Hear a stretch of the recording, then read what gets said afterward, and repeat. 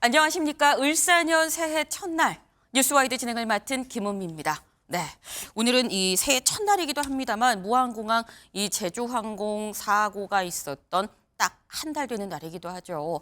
그런데 마침 또 어젯밤 밤 10시 30분쯤 아마 많이들 좀 놀라지 않으셨을까라는 생각을 합니다. 항공기 사고 소식이 전해졌죠. 오늘 그 얘기부터 좀 시작을 해보도록 하겠습니다. 관련 영상 먼저 보고 올까요?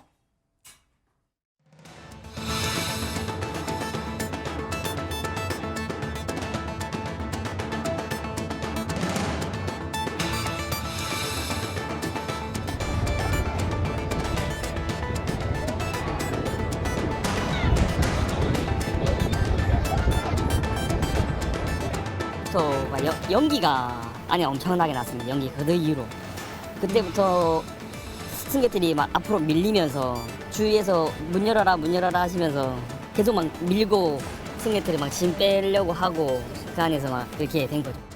상당히 혼란스러웠고 그런데 그래도 이제 질서정연하게 좀 다 대피가 잘 된 것 같아가지고 다행입니다. 꼬리 쪽에 이제 선반 쪽에서 이제 불이 붙었다라는 그 승객 일부의 증언이 있어가지고 뭐 그렇게 이제 꼬리 쪽에 승객이 이제 그 게이트에 앉아 계시는 그 나이 많으신 분이 열고 그쪽 꼬리 문은 탈출한 걸로 알고 있고 저희는 앞열이 게이트가 개방이 돼가지고 그렇게 이제 탈출을 했습니다. 네, 어젯밤 10시 30분쯤 김해에서 홍콩으로 향하려던 대기 중이던 이 에어 부산이 이 화재 신고가 들어왔습니다. 그리고 지금 직접 영상으로 보셨겠습니다만 일단 많은 승객들이 무려 176명이 타고 있었습니다. 근데 이 중에서 일단 승무원과 정비사를 합해서 한 7명 정도 됐고요. 나머지 169명이 모두 탑승객이었다. 다만 너무 다행이라는 건 전원 잘 탈출했습니다. 때문에 물론 지금 이 부상자는 있긴 합니다만 중상자로 분류가 될 만한 그런 인명피해는 없었다라는 소식부터 먼저 좀 저희가 전해드립니다. 지금 저희 보시는 것처럼 이 어제 한 10시 30분에 이 화재 신고가 지금 들어왔었는데 원래대로면 사실상 한 9시 55분쯤 출발을 했었어야 되는 상황이라고 해요. 그런데 그보다 약간 딜레이가 되는 상황에서 이 화재 신고가 들어왔고 그리고 난 다음에 다행히 한 1시간 10여 분 만에 일단 완전히 된 이 불길이 잡힌 그런 상황입니다. 네. 근데 일단 인명 피해는 없긴 없었습니다만 하지만 화재 원인이 대체 무엇이냐? 화재 원인을 두고 지금 많은 가능성들이 제기가 되고 있습니다. 그래서 저희가 항공 전문가시죠. 지금 김인교 항공대 비행교육원장님 모시고 얘기를 좀 나눠보겠습니다. 안녕하세요, 원장님. 네, 안녕하십니까. 김인규입니다. 네, 원장님. 사실 이번 화재가 좀 많은 뭐 증언들이나 아니면 뭐 일부 보도에서는 사진이 공개가 되기도 했습니다만 머리 위에 있는 머리 위 선반에서 이 뭔가 시작이 됐다라는 얘기가 있습니다. 이 선반 안에서 약간 빨간 불길을 솟는 뭐 이런 모습도 있었었는데 과연 그럼 선반 내부에서 뭐가 탔느냐라는 생각이 들 수 있는 거거든요. 원인이 뭐라고 보십니까?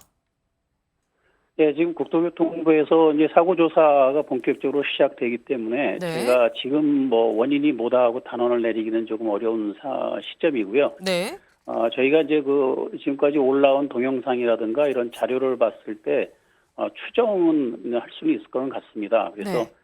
지금 다른 화면에서 나오는 것들을 보면은 이제 기내에서 직접 찍은 사진도 있고요. 그래서 객실의 그 오버헤드 빈이라 그러죠. 그 승객 위에 있는 열고 닫는 그 선반 안에서 화염이 막 꽉 차 있는 이런 그림도 제가 지금 확인을 했는데 네. 그렇게 되면 이제 아마도 승객들의 짐 속에 실려 있던 어떤 다른 이 물질이라든가 이런 부분들이 네.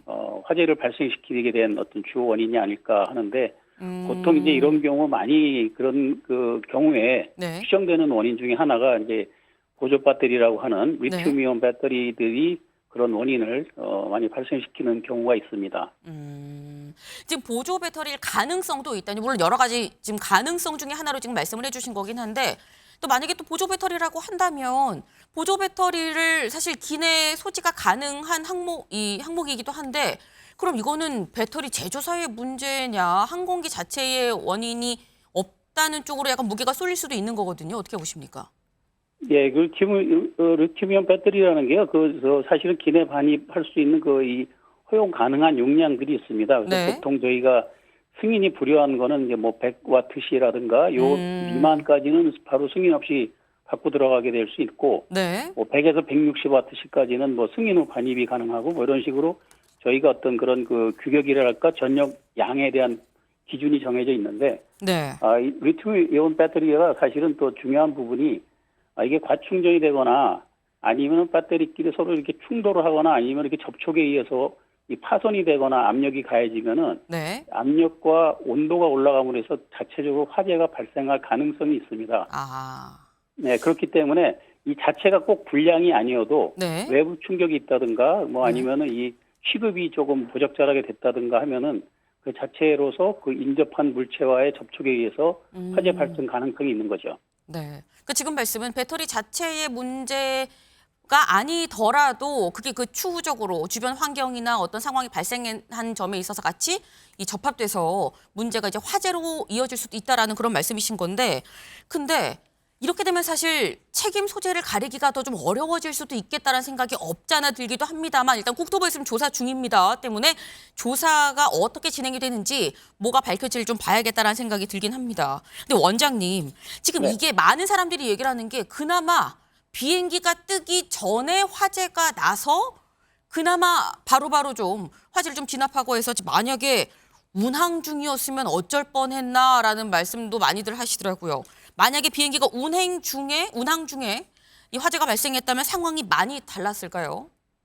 네, 그렇습니다. 그 사실은 어떻게 보면 굉장히 뭐 천만다행인 경우라고 볼 수도 있고요. 네. 또 불행 중 다행이라고 볼 수도 있는데 만약에 비행 중에 이런 상황이 발생했다라면은 물론 이제 첫 번째 조치 자체가 최인적 공항으로 즉시 회항하는 게 첫 번째 절차이긴 합니다. 그런데 그 위치라든가 고도라든가 이 시간에 따라서 바로 회항을 하더라도 안전하게 착륙하고 조치를 할 수 있는 기회가 있을 수도 있고 그나마도 너무 급박하게 내려다 보면은 그만한 조치가 안 되고 또 더 다른 큰 피해가 발생할 수도 있기 때문에 그나마 지상에서 이런 상황이 발생했던 게 다행이라고 볼 수 있을 것 같습니다. 네.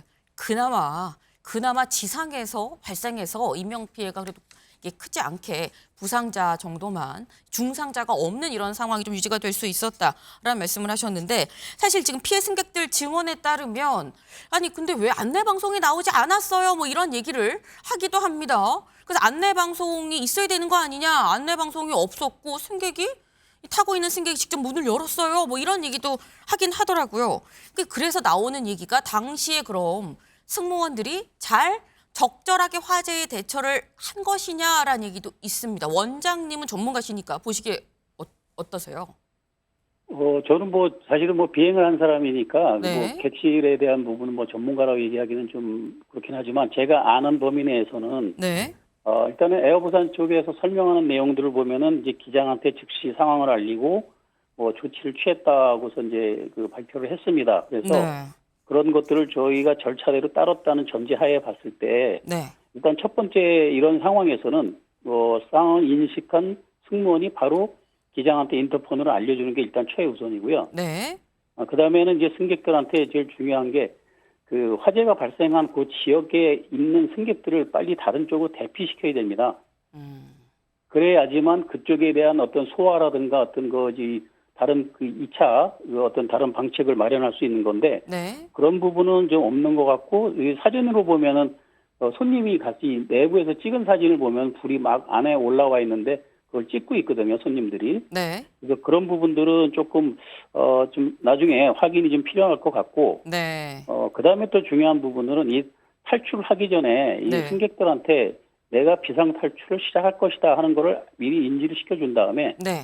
여력이 있다면은 짐을 버리고 승무원의 지시에 따라서 이제 절차대로 안전한 탈출구로 이제 탈출을 안내해 주는 게 중요합니다. 네. 그리고 더 중요한 거는 보통 이럴 경우에 보면은 승무원들 중에 한 사람이 먼저 내려가서 네. 예를 들어서 승무원들 밖에서 승객들이 탈출한 승객들을 밖에서 우왕좌왕하지 않게 네. 한쪽으로 이렇게 안내해 주는 그런 절차까지도 필요하고요. 네.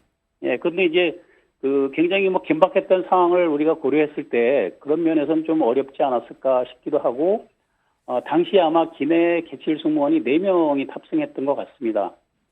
그러면 네. 지금 열려 있는 도어에 한 사람에 한 명씩도 다 배당이 안 되거든요. 예, 그런 경우는 사실은 필요에 따라서 그 오버 더 윙이라고 하는 날개 위에 있는 비상구 같은 경우는 승객한테 그 도어를 오픈해달라고 의뢰할 수도 있습니다.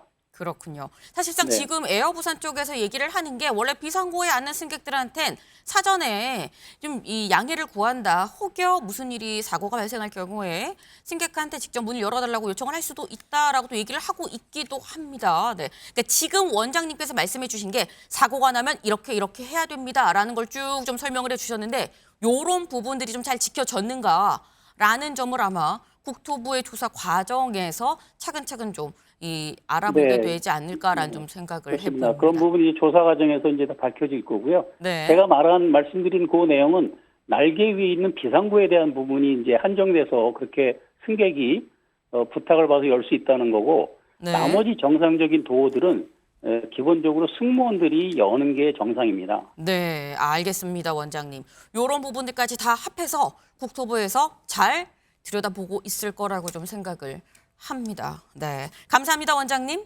네, 감사합니다. 네, 일단 인명피해가 심각하지 않은 점은 너무너무 다행이긴 합니다만 이런 사고가 발생하지 않았더라면 더 좋았겠죠. 하지만 이미 이 화재는 발생했고요. 홍콩으로 가려던 사람들은 못 가고 일부는 다쳐서 뭐 병원에 입원한 사람도 있는 지금 그런 상황입니다. 근데 그렇다고 한다면 강전혜 변호사님, 이런 사람들 보상은 어떻게 되는 건가 싶거든요. 지난 제주항공 참사에서도 제주항공에서 말씀을 드렸던 것처럼 네. 보험이 기본적으로 가입이 되어 있습니다. 네. 그래서 승객들에 대해서는 뭐 트라우마라든지 이런 정신적인 손해를 포함해서 짐도 지금 전소가 된 상황이지 않겠습니까? 이러한 것들에 대해서는 충분히 보상이 이루어질 것이라고 생각이 되고요. 네. 문제는 이제 구상을 하게 될 것인데 그 구상 청구를 하게 되는 상대방이 누구인지가 이제 뭐 국토부의 조사라든지 이런 것들을 통해서 가려질 것으로 보입니다. 네. 지금 이 화재의 원인이 정확하게 밝혀지지 않았습니다만 만약에 기체에 문제가 있었다라고 한다면 기체를 관리하는 주체는 에어부산이거든요. 네. 그러니까 관리의 문제였다면 에어부산이 책임을 져야 될 것이고 기체 자체에 결함이 있었다라면은 지금 이 해당 항공기 같은 경우에 에어버스에서 그 제조를 한 것으로 알려져 있습니다. 네. 에어버스에서 또 책임을 져야 되는 부분들이 있습니다. 마치 제주항공 때 보잉에서 와서 초반부터 조사를 함께했던 것과 같은 상황이라고 보시면 될 것 같은데요. 네. 근데 지금 승무원이나 승객들의 증언들을 보면은 내부에서 타닥타닥 소리가 났다. 네. 그 휴대를 하고 있었던 물건에서 이 화재가 난 것으로 지금 추정이 된다라는 이야기들이 많이 나오고 있습니다. 그렇기 때문에 뭐 보조 배터리의 문제가 아니냐라는 이야기들이 나오고 있는 것이죠. 네. 만약에 보조 배터리에서 화재가 난 것이 맞다라면 네. 이렇게 보조 배터리는 기내 휴대를 할 수가 있습니다. 그러면은 우리가 짐 검사를 하고 들어가잖아요. 짐 검사를 할 때 이 보조 배터리가 당시부터 어떤 이상 발열 이런 것들이 있었다면 짐 검사를 하고 있는 공항공사의 책임 같은 것이 있을 수 있고요. 네. 그리고 물론 이것을 가지고 있었던 승객의 과실이라든지 이런 것도 있을 수 있습니다. 근데 승객의 과실이 아니라 이것이 정상적으로 사용을 하고 있었는데 이렇게 불이 났다라면 네. 이 배터리를 제조한 책임자가 제조물 책임에 대한 부분들을 또 책임을 져야 될 수 있거든요. 네. 그래서 우리가 앞으로 국토부에서 진행하는 이 조사의 결과를 보아야만 구상 청구에 대해서 결과적으로 누가 최종 책임자가 되는지가 가려질 것으로 보입니다. 네, 지금 말씀을 들어보니까 아까 뭐 절차를 잘 지켰느냐 여부도 여부입니다만 추후 이 보상 물론 보상은 다 받을 수 있다라는 말씀이에요. 왜냐하면 구상권을 나중에 추후 청구를 하게 될 테니까 다 일단 보상을 해주고 추후 청구를 하게 될 텐데 그 책임 소재가 최종 누구한테가 있느냐 여부를 따지는 것도 역시나 이번 조사를 통해서 밝혀질 부분이다라는 말씀이셨습니다. 국토부의 조사가 더욱더 철저하게 진행돼야만 하는 이유가 아닌가라는 생각을 좀 해봅니다.